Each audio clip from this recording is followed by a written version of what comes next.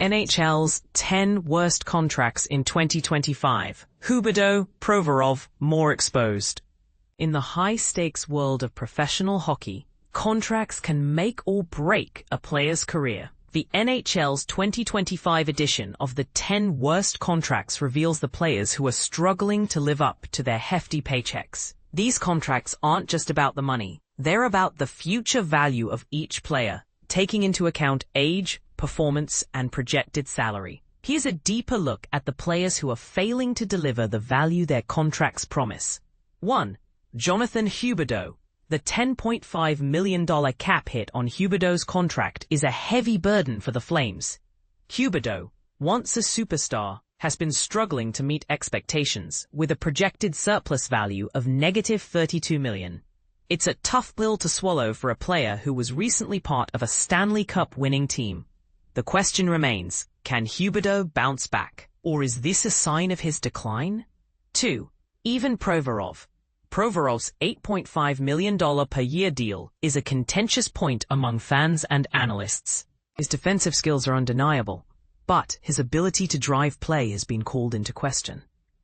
The Blue Jackets' decision to sign him to this contract seems questionable when compared to other deals signed by comparable players this summer. 3. Chandler Stephenson. Seattle's bet on Stephenson seems to be paying off in terms of production, but is it worth $6.3 million per year? Stephenson's scoring prowess may look impressive on the surface, but a closer look reveals a player who may not be as valuable as his contract suggests. His defensive shortcomings and age make him a risky investment for the future. 4. Brady Skjei.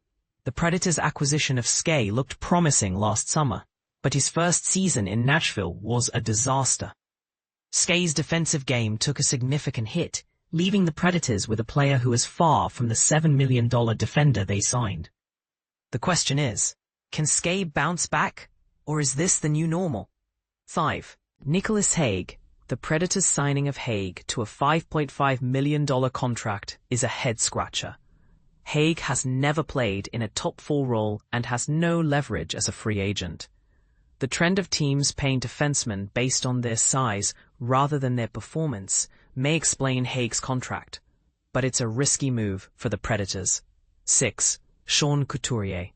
Injuries have taken a toll on Couturier's game, and his $7.8 million contract no longer matches his current value. While Couturier remains a strong defensive player, his offensive production has dropped significantly, making him a liability at the top of the lineup. 7. Ryan Pulock.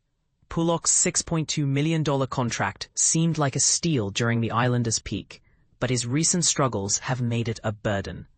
Pulock's offensive game has declined, and his defensive skills are no longer enough to justify his salary. 8. Sam Bennett. While Bennett's $8 million contract may seem excessive for his regular season stats, his playoff performance tells a different story. Bennett is a winner, a player who excels in high-pressure situations.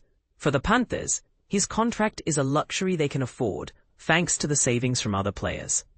9. Cody Ceci. Ceci's $4.5 million contract is a controversial point among analysts. While Ceci has been unfairly criticized in the past, his recent struggles suggest he may no longer be a top-4 defender.